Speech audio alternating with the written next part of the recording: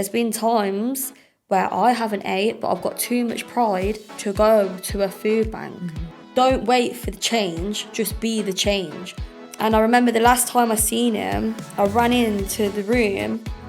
It was like in intensive care, so you weren't really allowed in there, but like my head was doing overtime. I was like, I need to just see him. Like. Yeah. And he woke up and the heart machine started going off, like, did.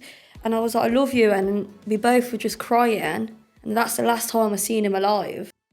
Hello and welcome to the latest episode of the You Look Happier podcast. Today I am joined by Jordanna AKA TINKS. Hey welcome guys. to the studio. Hi. How are you feeling?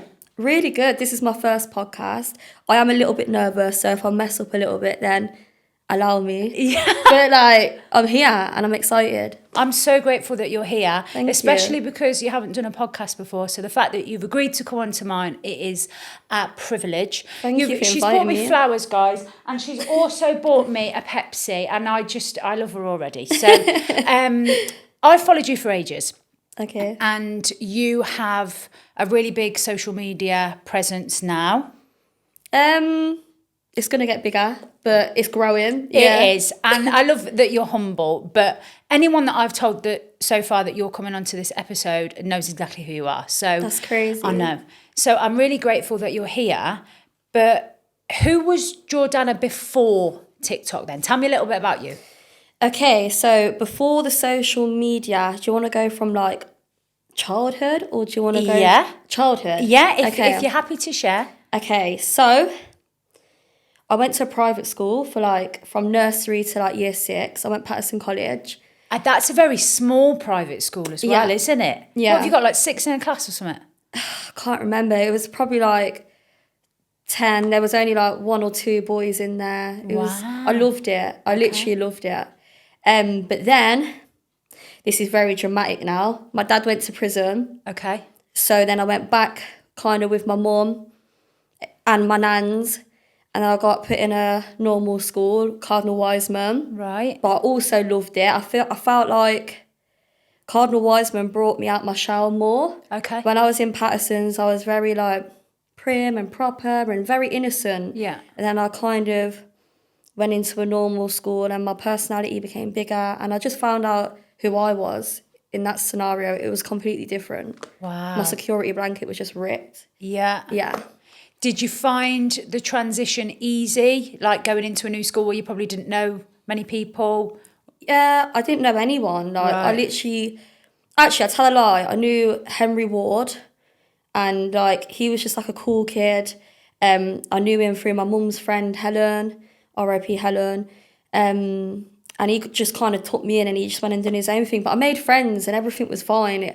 I overworked it in my head because it was completely different. I remember the last day of Patterson's, I literally cried like, oh my God, I can't believe I'm going to do this. But yeah, it was fine. It was literally fine. And then when you left school, sort of, did you have any plans of what you wanted to be, what you wanted to do? Yeah, so after school, so I did my GCSEs. I did quite good on my GCSEs. Not amazing, but I passed most of them. And then I went to college. I really wanted to be a paramedic.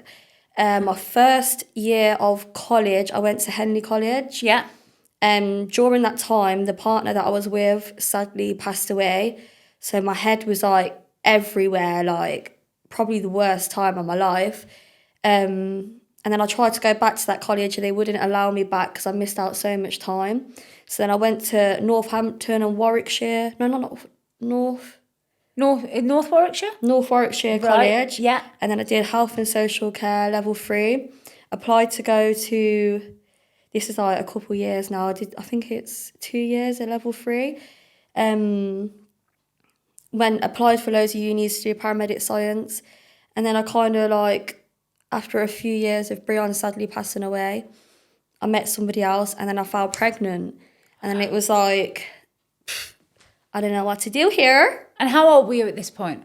I was 18 when I got pregnant. Okay. Turning 19. Okay. I just kept the baby. I said, I'm going to put everything on pause, have this baby. This is my priority now. And let's do it. So if I bring you back to the partner that you had that sadly passed away. Was it unexpected? Was it, were they with ill health? No, so basically, I was 16 at this point, and we were together for like a couple of years throughout school. He was my first love, like my soulmate, and like he was just a really good boy. Like he weren't on no road stuff. He just went to work. He loved his mom. He loved his sisters. He was a really good lad. He dropped me home, and then he ended up in a car crash, like literally near my house. And his little sister called me like, Jord, Brianne's been in a car crash. And I thought she was pranking me. And I was like, no. She's like, no, trust me, go. So then I've gone there and seen all like the collateral damage of the car and stuff. I was like, oh my God, it didn't feel real. So then I went to the hospital. All of his family was there. And like, it was like a state of shock. Yeah. Like it didn't actually register what's going on. So then he was in a coma for like a few days. And I remember the last time I seen him, I ran into the room. It was like in intensive care, so you weren't really allowed in there. But like my head was doing overtime. I was like, I need to just see him. Like, Yeah. And he woke up, and the heart machine started going off. Like did it. And I was like, I love you. And we both were just crying. And that's the last time I seen him alive. And I'm so sorry. you know what, like, everything makes you as a person. If that never happened, I wouldn't be where I am today. And the worst things that have happened to me have just made me stronger. I blocked a lot of it out, like a lot of it out. I haven't addressed that grief, but like it's made me who I'm prepared to now take on the world, because I've been through the worst time. Right. Yeah, so now I'm using all of that pain as my power. And I really respect you for that. Yeah. Because when people go through a difficult time, they can let it defeat them, and they can drown in it, and they can use it as a reason. An excuse. Yeah. And I'm not doing this because I've been through this, and this is just stopped me in my tracks. Or from what you're sharing here, and I can relate to you on this one. I lost my mum last year, same kind of thing. Nothing will be as bad as that. No. So in terms of, like for me, for example. No, for me as well. And for you at that time in your life. Yeah. So the element of, well, bring it on then. Yeah. It's not that bad, is it? I've already lost everything, so what else can you take from me? Yeah. That's what I kind of think now. Wow. Yeah. So life then moved on for you, Yeah. and you found out that you were pregnant, and you decided to keep the baby. Yeah, so it wasn't straight away, it was like a few years after. Right. Let's even talk about that, right? Because people think if I lost my partner, I could never move on. Yeah.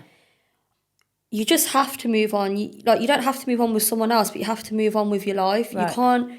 You feel like your world is frozen and everyone's still going on. You make a decision whether you stay frozen in that time for the rest of your life and just be in a depressive state, or you just keep it going and keep it pushing.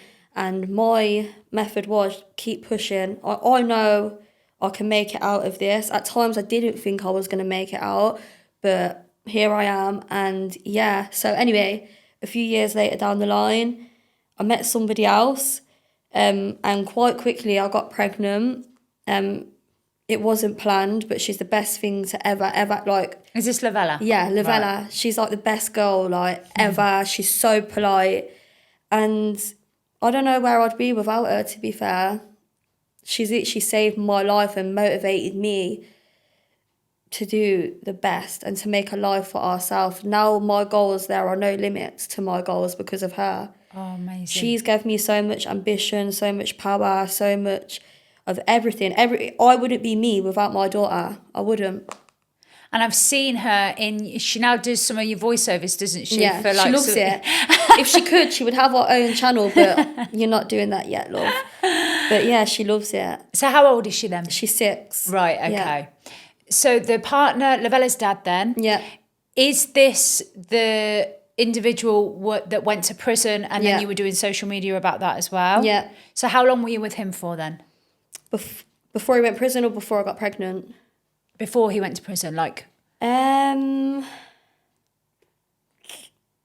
Say like a year or so. Okay. Yeah, years. I don't actually know. It's all a blur now, but I'd say a year roughly. And for the listeners, if you haven't seen Tinks' social media, the way back in the early days, you used to do videos getting ready for prison visits. Yeah. Now I find it cringy. Right. But like at the time, I went into it blindly, and so basically the prison visit videos, it was so normal to me. Right. Because my dad's been in prison, my mum's been in prison. Right. And I've just always just thought it was so normal. Like, but now I've grew so much from all of that. I realise it's crazy. Like, some people would never ever relate, and that's okay. I'm so glad they can't relate. But that was my real life. It's still my real life now. I've got nothing to be ashamed of. Ashamed of, yeah. And from what you're saying here, you have not been sheltered to that kind of scene. You know, both parents have been in prison. Yeah. So for you, it was just the norm. So you were just documenting everyday life for you.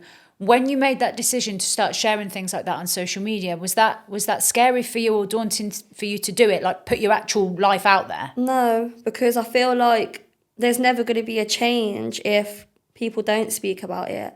Yeah. And like, I always seen the bigger picture. It weren't about the criminal. It was about how we're living on the outside and how we're going to grow and how we're getting through this and making people realise, especially people that are committing crime, it's not just you facing this hardship of prison. Yeah. It's also your family on the outside. And I also just wanted to help other people going through it. Right. Like, I just went into it blindly, to be fair.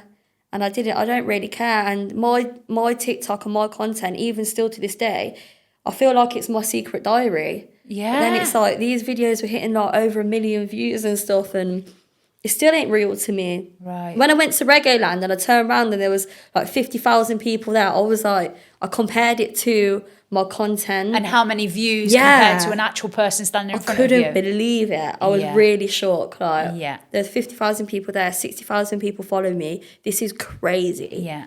And I was like, oh my God.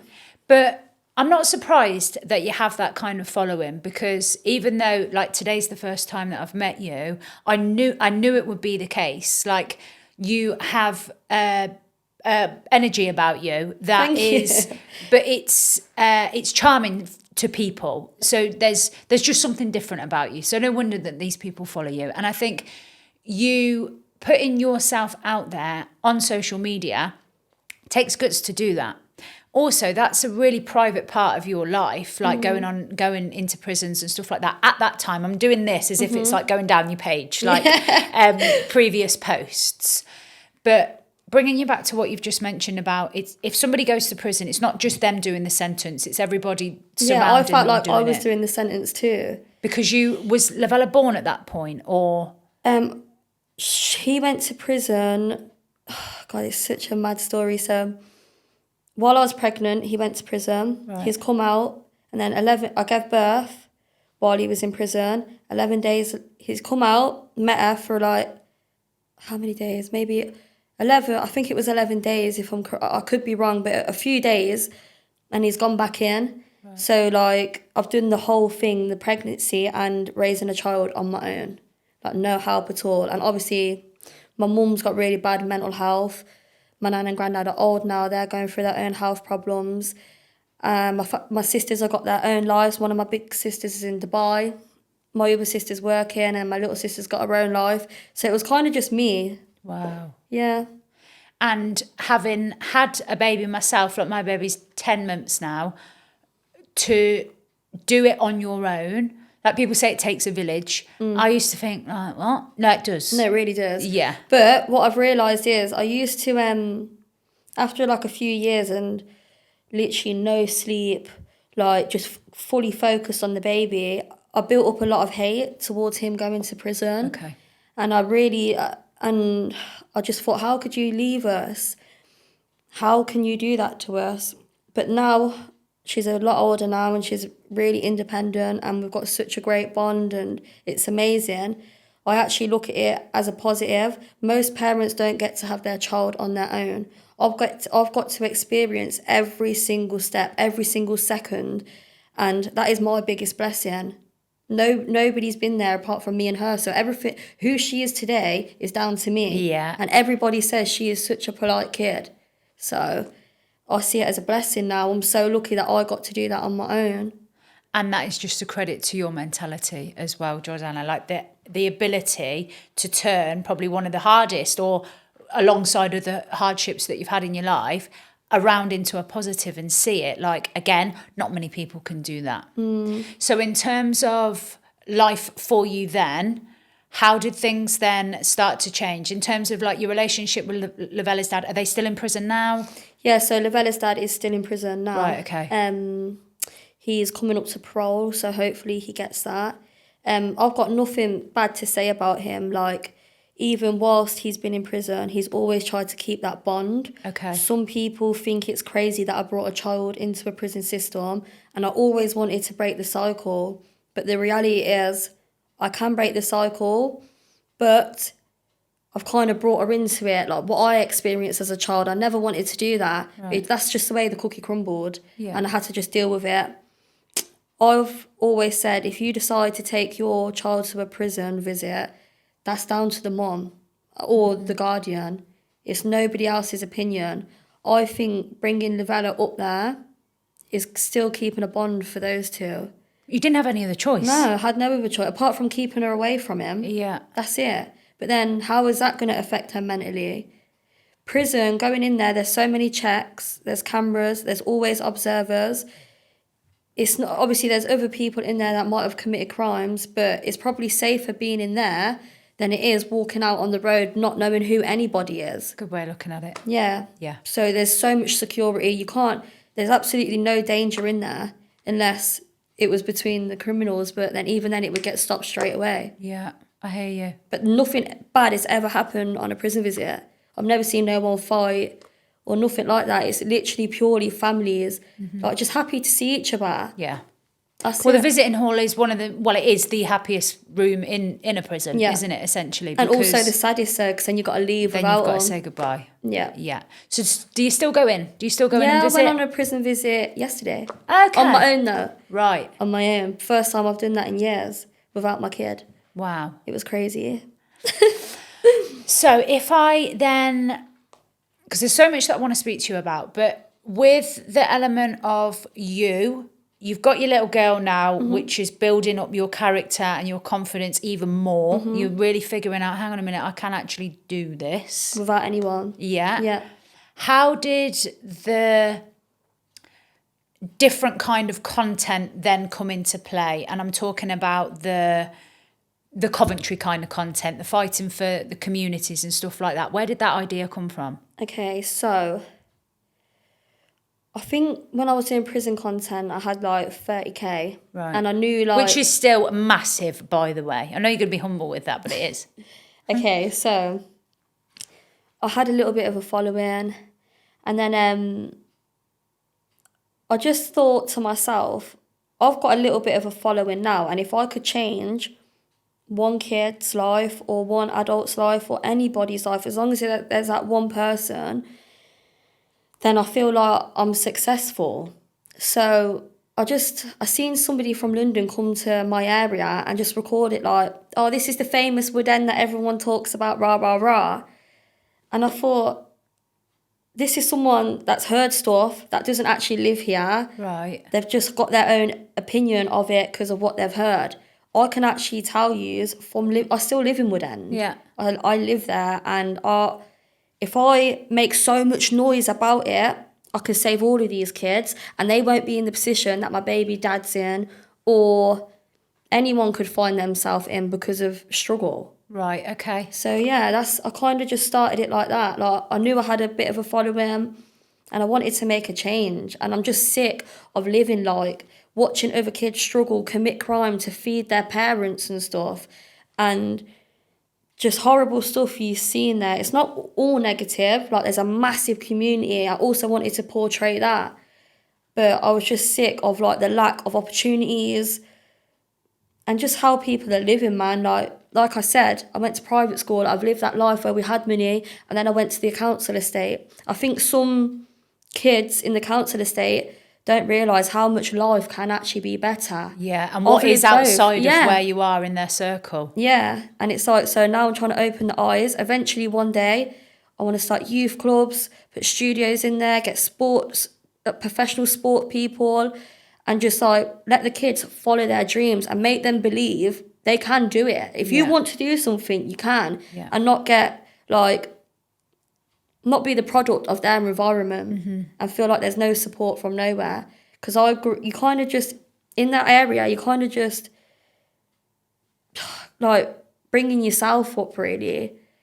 Why do you think it is so prevalent in deprived areas or rundown areas that the path is that way? So the path is towards crime or towards sort of drug and alcohol abuse and stuff like that, stereotypically. Why do you think it's more prevalent in those kind of areas?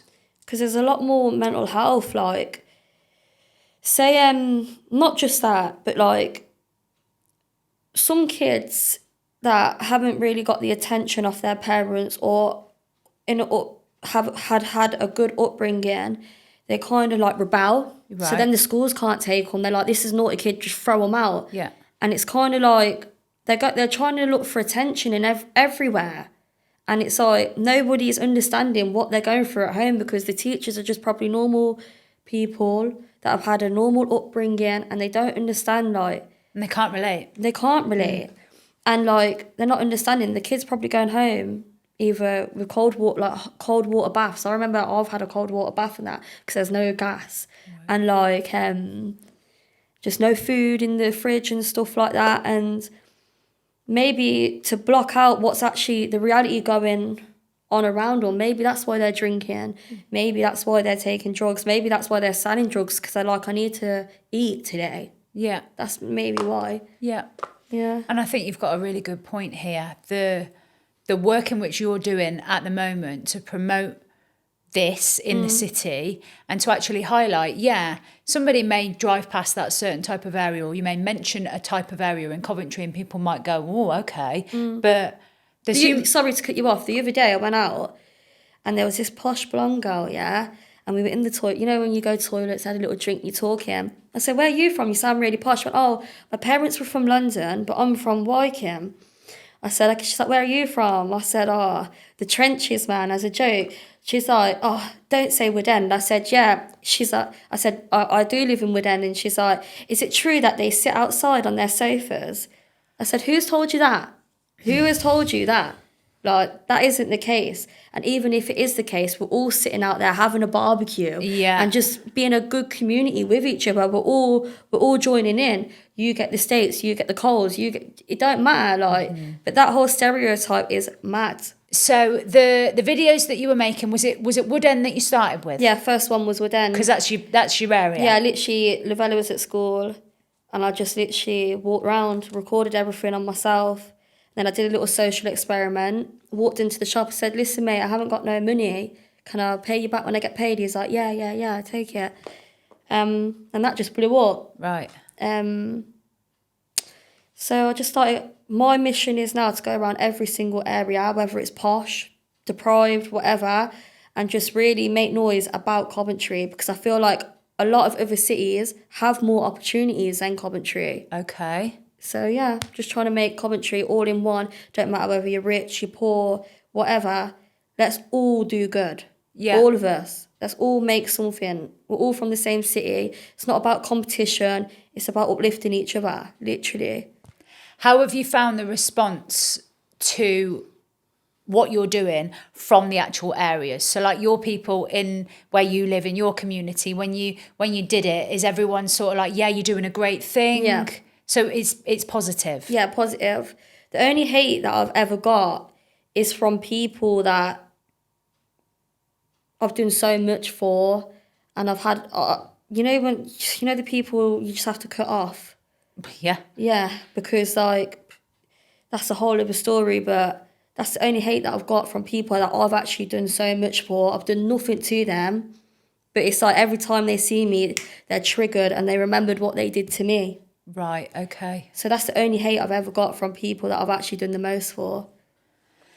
And I'd like to say that I'm shocked, but in terms of how you've laid that out, it tends to be the way. Yeah. That the people that really have an issue with what somebody is doing usually have an ulterior motive, and there's something driving that hate. It's ridiculous. I don't even entertain it. And even, obviously, social media, you're always going to have hate comments, but they don't affect my personal life. Like, I don't think bad comments will ever affect my mental health. So is it never then? No. Is it never bothered you? It's like, what can you say to me that I don't already know? Like, I don't know, someone said to me, like, you live some in poverty or council kid, like, yeah, and what?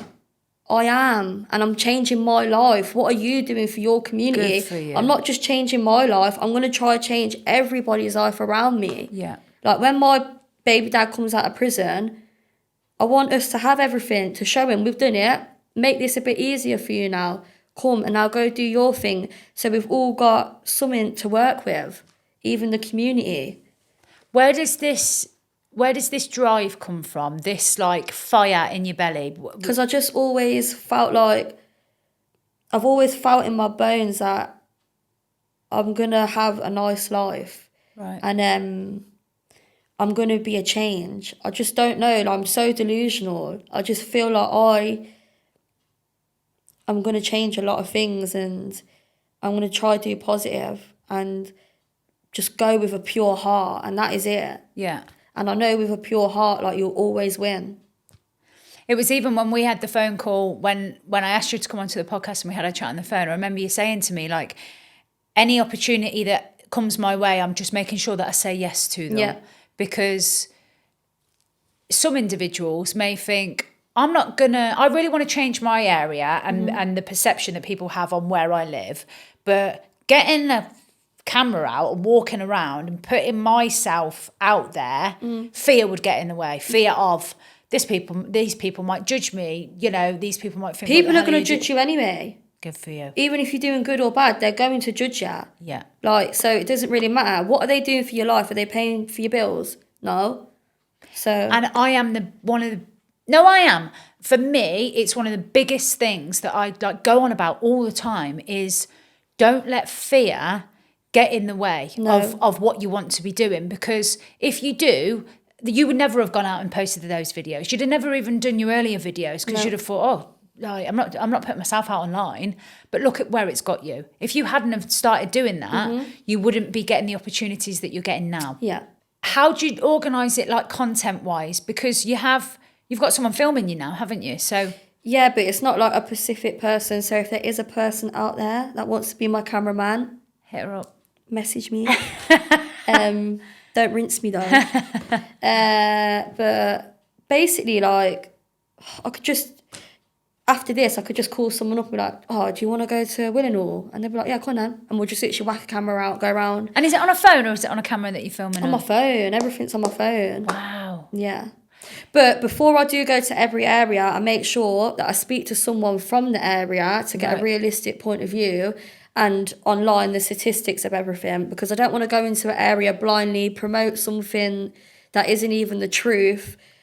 So yeah, I always try to stick to the people that actually live in those areas, their opinion. Yeah.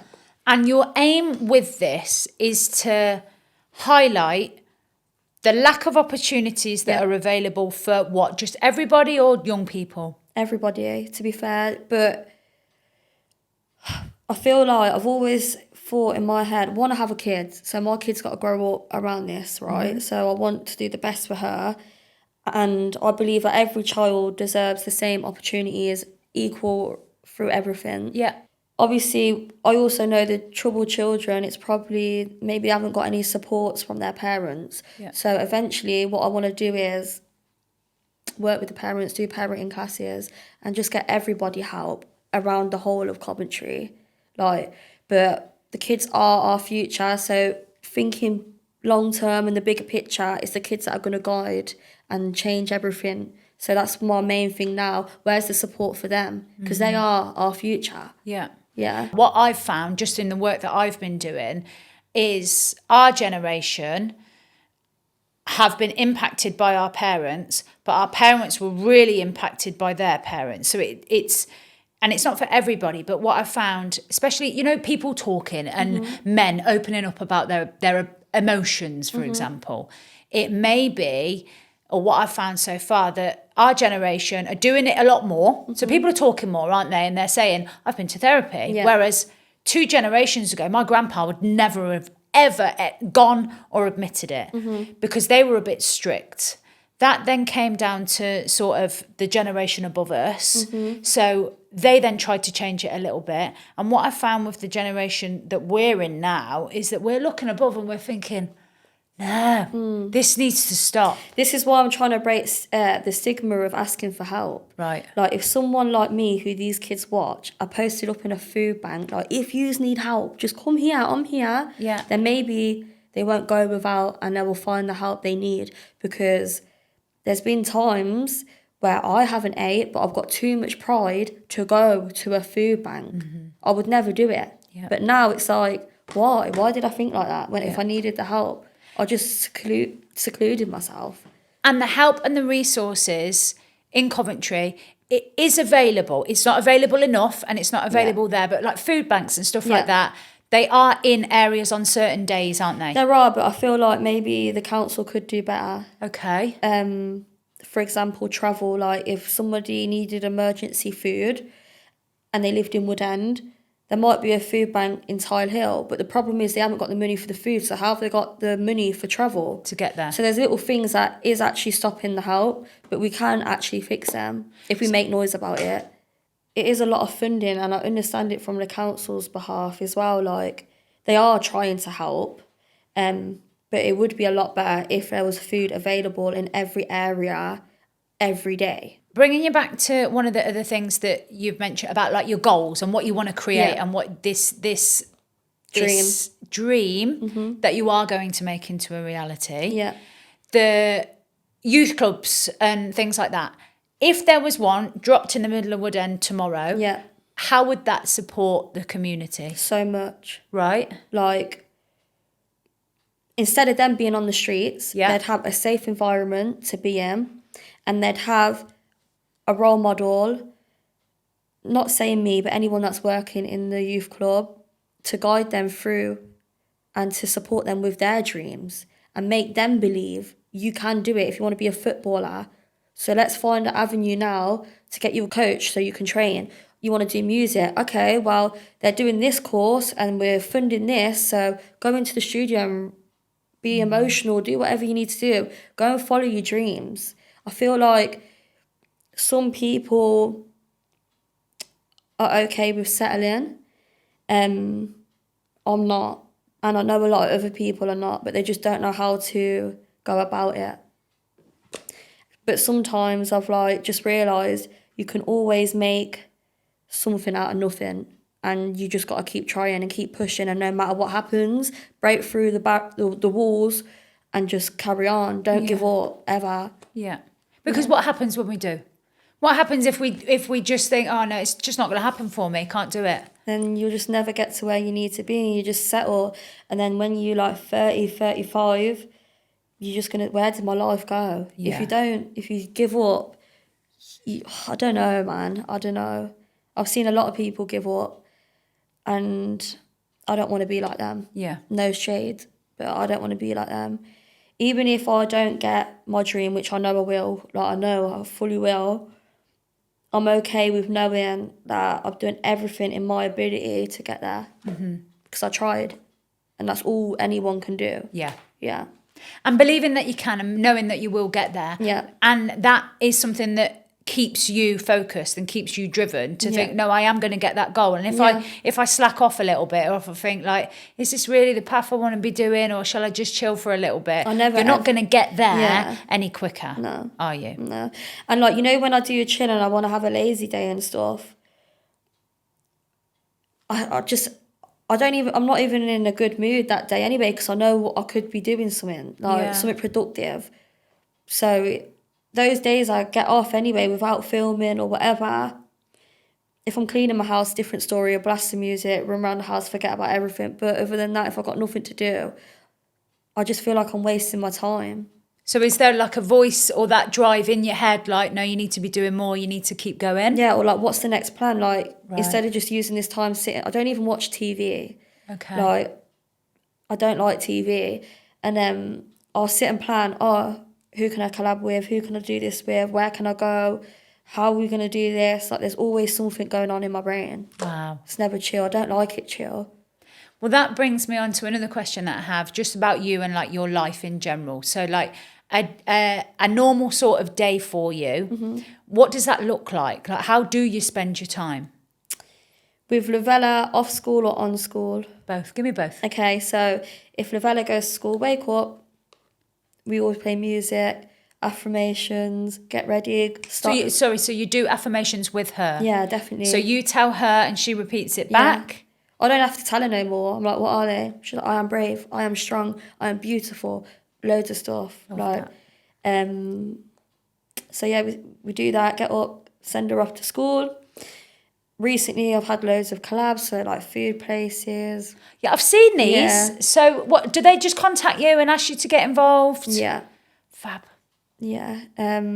The council, did collaborations with the council. Sometimes I filmed for them, like Godiva Calling. They wanted me to push out to my audience that there was a competition. Loads of people have applied, and people like had a competition and they got to perform at Godiva. Severn Trent is the Severn latest one Trent. that you've just done. Yeah, there was a campaign, Kits for Kids, where they were giving grassroots football teams £1,000 grants. They wanted me to promote that. Just loads of random but really cool stuff that I get to do. And then after we film that day, go pick Lavella up, come home. She has football training, so then I'll take her to football, come home, and yeah, that's kind of a normal school day. Right. And then if she's off school? Oh, we're always doing something. Right. Like, she comes along to work now with me because, like, why not? I'm teaching her as well to be comfortable in front of the camera. Well, it's she loves showing. it. Yeah, she loves it. She actually loves being in front of the camera more than me. Do you think that's because, do you think she is the kind of person that she is because you've supported her to feel confident? Do you think it's just in her genetics to be confident because you are?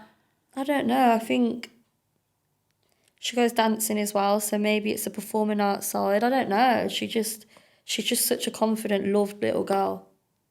Well, my advice to you, not that you need it, is just keep that up, because if a reel or a TikTok comes up and I can hear her voice, because she sometimes does the voiceover at the beginning, like, I just think it's so cute. And that one that you did, was it Dayu in town? Yeah. Is it called Dayu? Yeah, Dayu. She was so funny on it. So yeah, keep up with that one.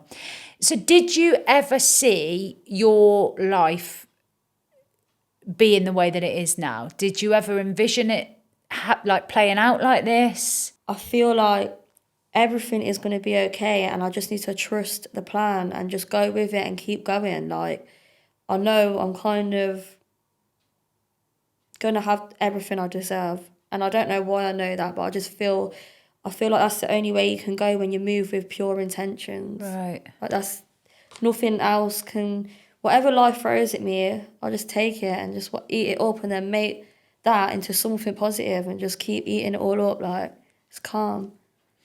Well, the reason that I started this podcast was basically to speak to people that have been through, the whole mantra was someone that's been through something and has come out the other side of it somehow. So that's quite like broad. Yeah. But from your perspective, you've been through a hell of a lot.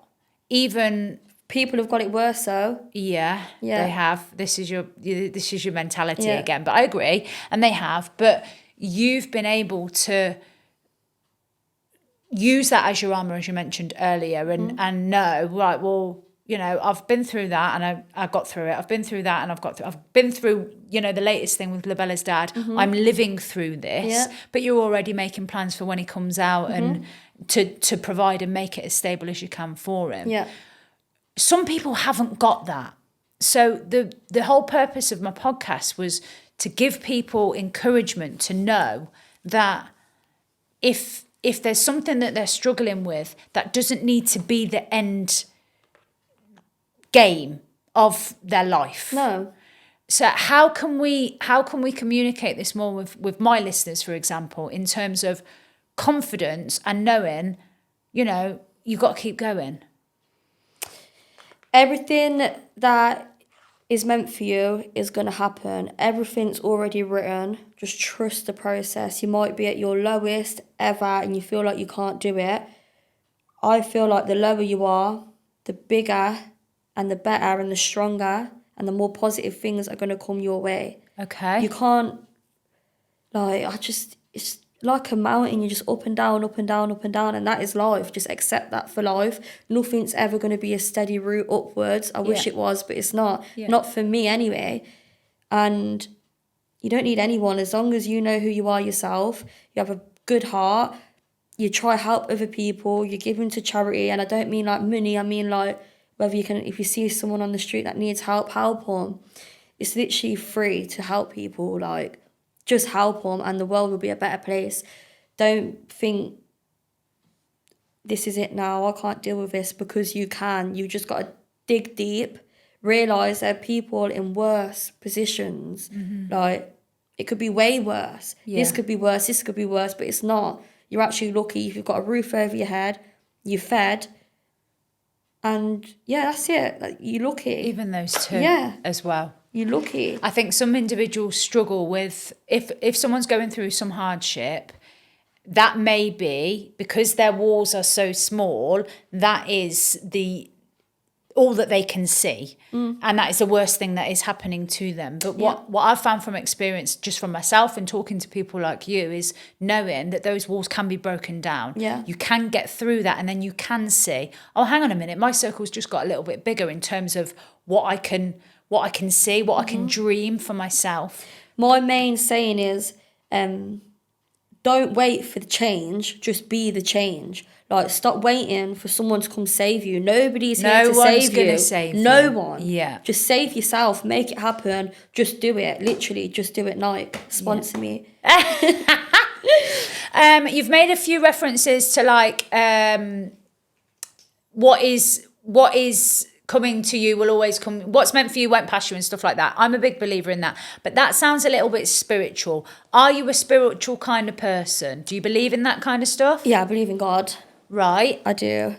But that's a bit political. Okay, yeah. But yeah, I do believe in God. And I believe he has a plan. And yeah, you put your trust in God. Because when I had nobody, when I was grieving, when I didn't have Lavella, I was at the lowest point of my life, and the only person that could save me was God. Right. And he got you through it. Got me through it. What's your thoughts on karma? Are you a believer in karma? I love karma. I believe in karma. Yeah. I love karma. Have you seen it play itself out? Yeah. You have? It's amazing. Yeah, I've seen it too.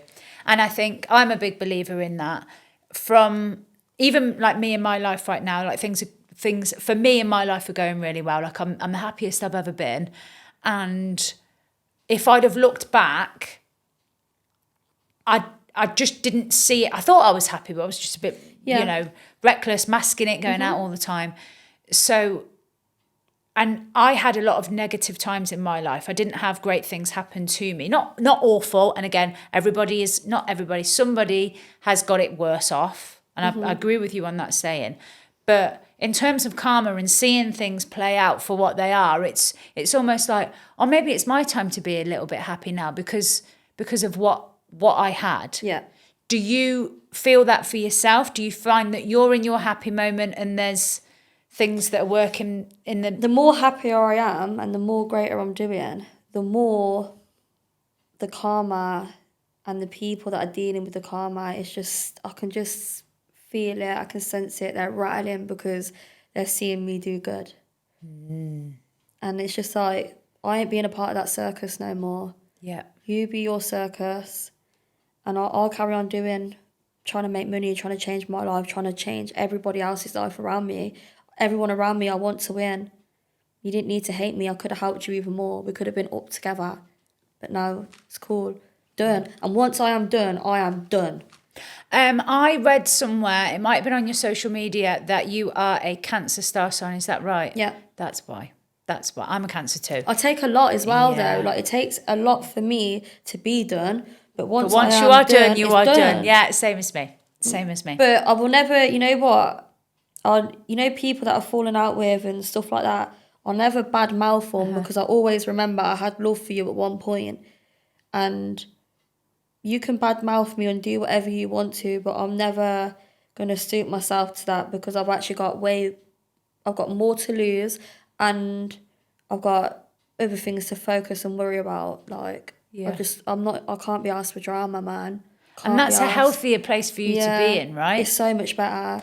Before I used to switch, before I had a kid and that, like, just used to switch and be really reactive and be a bit angry with the world. Like, why is it all played out like this for me? But now it's like, it's played out like that because that's the way it is. That's the way it's written, and that's life, innit? You just have to deal with it. I'm calm with it now. Any negative stuff that comes my way, don't faze me. Anything. You know, that transition to feeling as though the world was against you to using it as your power. Yeah. Was that a quick transition, or did it take a while? It took a few years. I always thought, what have I done for all these things to be happening to me? Why couldn't I have a stable family? Why have I had to go through this as a kid? Why is my nan poorly? Why is my ex-partner passed away? Why is my baby dad in prison? Why is this happening to me? What have I done? And I realised everything you've been through has made you stronger, and now you are ready to face the world. And this is why I generally just don't care about social media, about the prison videos. Like, I've been through it. I've been through the worst. Let's go face it now. I've been through every emotion as a person. Yeah. And yeah, I'm ready for bigger problems now. You are a breath of fresh air. Thank you really you. are.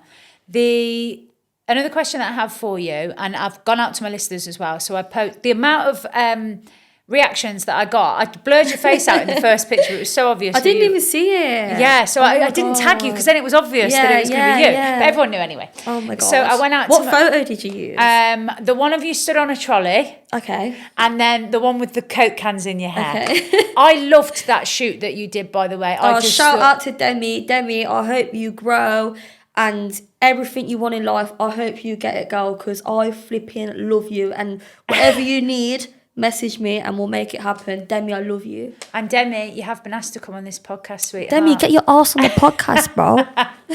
So yeah, I used those two pictures and I said, I'm so excited. I've got this guest coming on, ask her a question. So 2 of the questions that I had, I don't even need to look on my iPad for this. Okay. One of them was, what's your 5-year plan?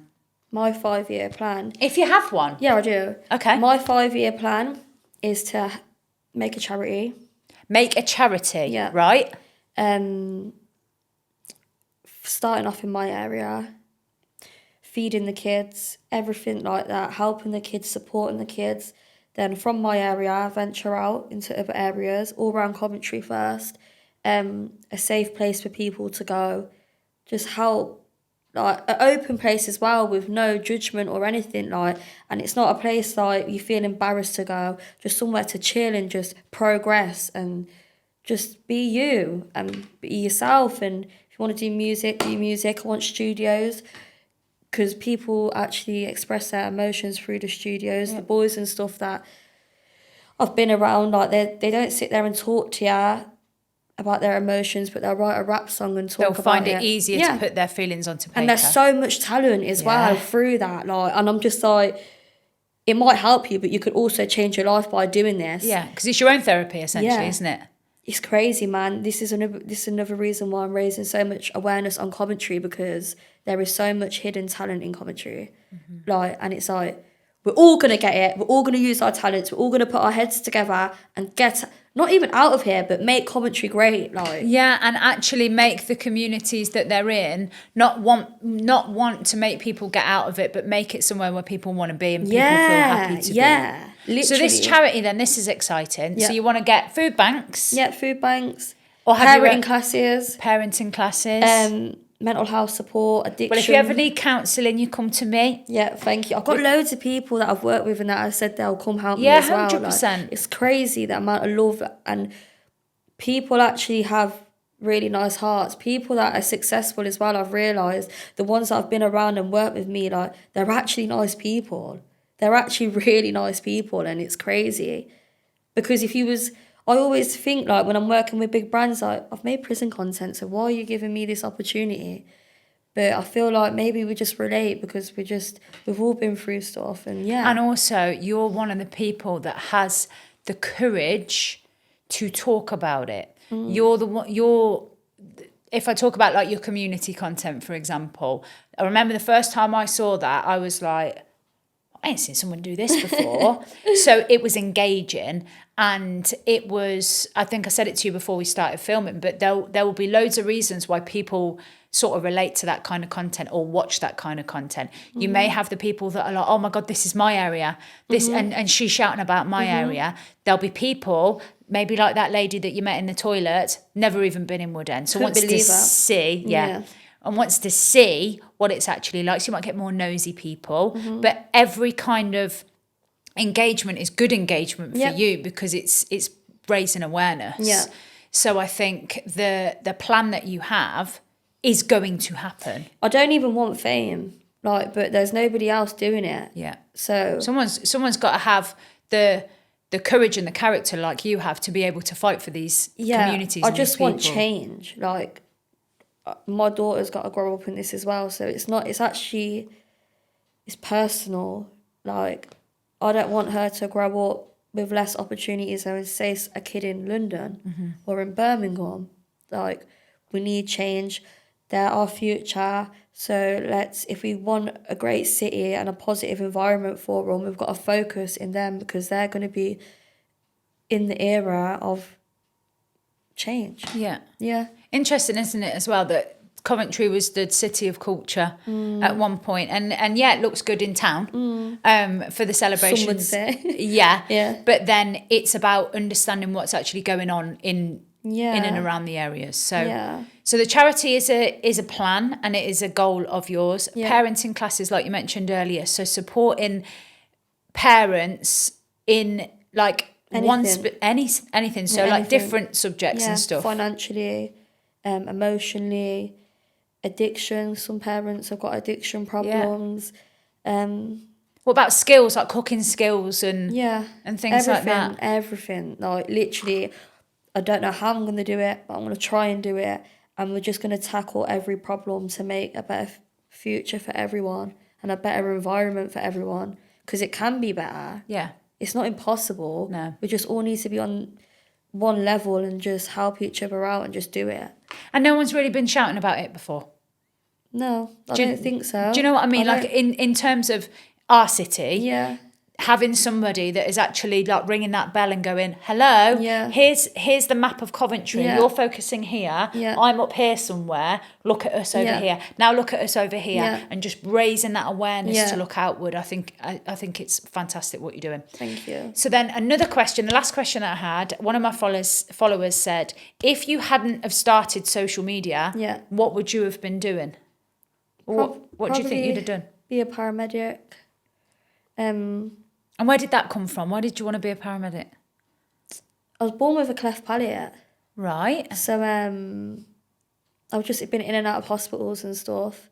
Then obviously my ex-partner passed away. Yeah. And I don't know, just helping people maybe, just saving people's lives. That's what I wanted to do, be a paramedic.